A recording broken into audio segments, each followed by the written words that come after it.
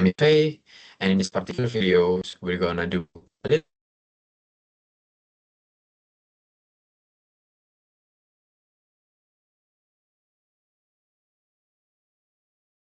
question about discrete mathematics. So this to read. So what this question wants to do. It wants us to first compute a factorial. Okay, compute fact. And after that, we will use that function, or maybe that procedure in permutation and combination. I think for this, it's better for us to see the code. And as you can see, I have my function about factorial. You see in this LMS, it using procedure. If you guys want to use procedure, do it by yourself. But for me, I like to do this as a function because it's returning one value. So that's why I use function in this. Okay, I have my reason. So as you can see, it's all just a formula. So my permute will call factorial x per factorial x minus y, and my combination will call factorial x divided by factorial y times factorial x minus y. So in this question, make permute and combination function, and it will use a factorial function. How do we do this? We actually made this before about factorial, but this is my approach for my factorial. It doesn't need a recursion. What we do here is using loops, and this is how you do factorial in loops. Okay, so for each iteration, you will store the result and times it every loops.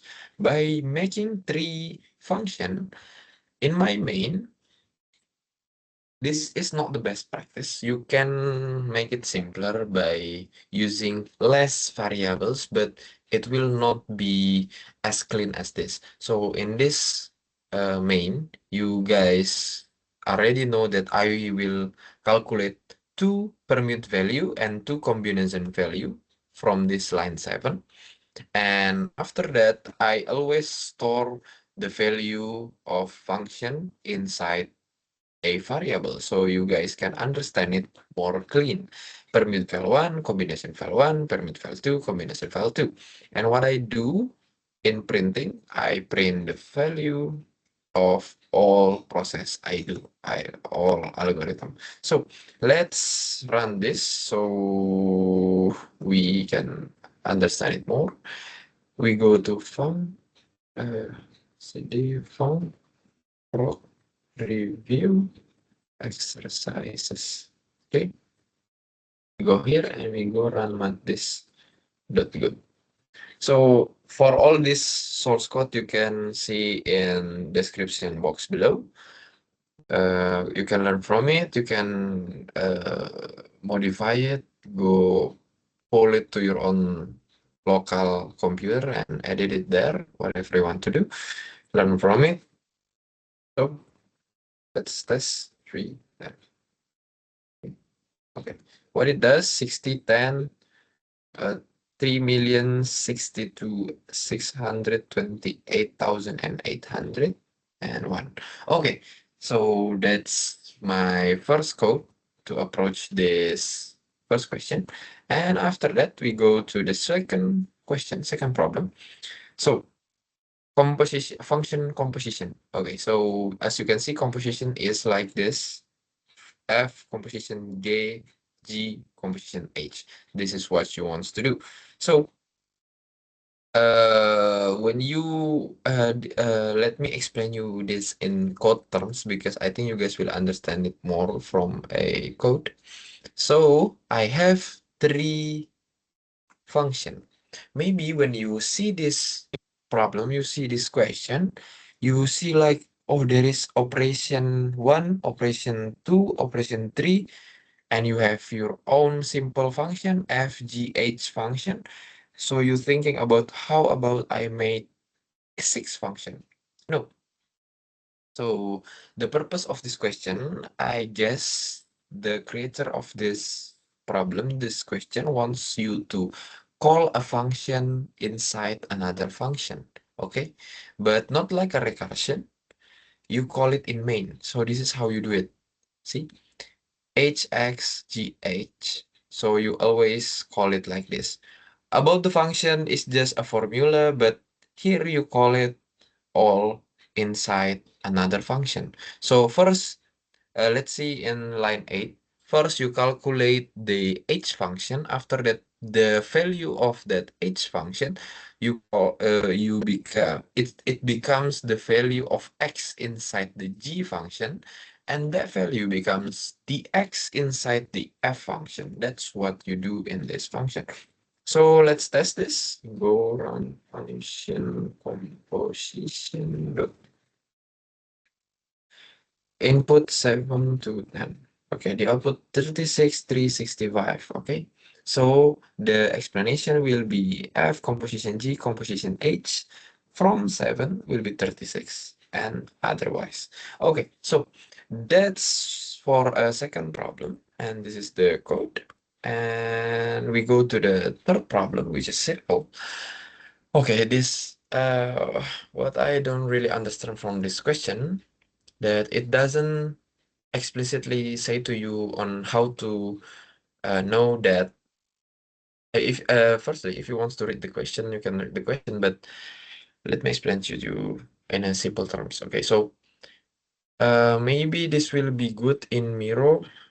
I try to make visualization out of it. Let's give it a loading first, because I think this is how you do the I think it's best to do this in visualization. Okay, so you have this. Okay, let's see in this visualization. You have a two circle. This is the programs wants you to do. And let's say it's on a Cartesian's coordinates like this. And maybe you have a circle here and you pick a random point. Let's say I have a point here, the green one. Okay. So this green point is outside circle 1 and outside circle 2. What if what if I have another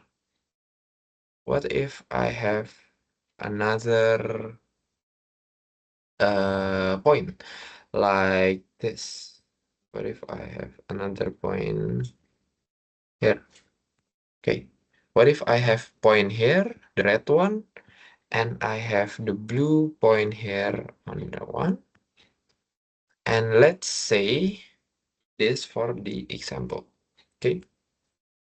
So I think I'm gonna change the circle, become more like this. Okay, become more like this. Like this. Okay, so this is our circle. This is circle 2. So as you can see, I have 3 points. The green points is outside circle 1, circle 2. Okay, and the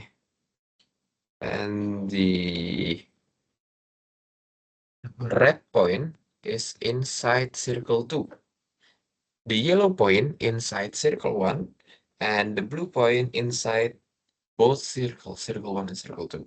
So what this question didn't explain to you, how do you know that, how do you calculate this area is, how do you calculate this point is inside the circle or no? So in my approach, and by doing some research, this is what I go with. Okay, so we have distance. This is your formula for distance.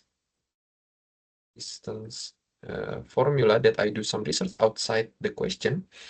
And after that, this is the condition. Why this is the condition? Because mathematical proof say this: distance file is equals to the R times R, and this is your own formula. That's why, that's the thing the question doesn't explain. So yeah, I don't know why it doesn't explicitly say to you about how the code will it be. So, but this is as far as I can do. So we have a distance function and we have a function that returns Boolean. You will always see this is inside, is palindrome or anything. If it's return Boolean, you will always, you often see this like is inside, is what, is something. That's the name of the function if it's return Boolean. So in my main, as usual, I only use inputs and outputs. Okay. If in So to read this code, if your points is inside circle 1 or and circle 2, it will say that inside circle 1 and 2. And I think the code and the written explain itself like this. Okay, circle. So that's for circle question. I think this question, this problem is not that strictly say to you how to do how to get the output it wants, but yeah, always do some research outside the question. Okay, that's my advice. So okay, now for image processing, let me tell you what this code wants us to do. So let's see the table. You have four inputs, the width, the height, the symbol, and how many times you want to do zoom. Okay, so this code wants you to zoom it wants you to zoom how many times, or maybe zoom out, zoom in how many times. So for 100, let me simplify this for you. If you get a plus, you will times the scale with the original width and height. If you get a minus symbol, you will divide the original width and height by the scale. Okay, so that's what you want to do in this code. Let's see, image processing. So for your image processing, you will have two procedures because the question said to do with procedures. We try to do it. I like better to use function, but I think in this example, I want you guys to see how procedure works. So I have scale because I will do the printing inside the procedure, so it will be more simple. Okay. So what I do, maybe the important thing you know about this function is it doesn't have return value because it's a procedure and it do the printing inside the procedure.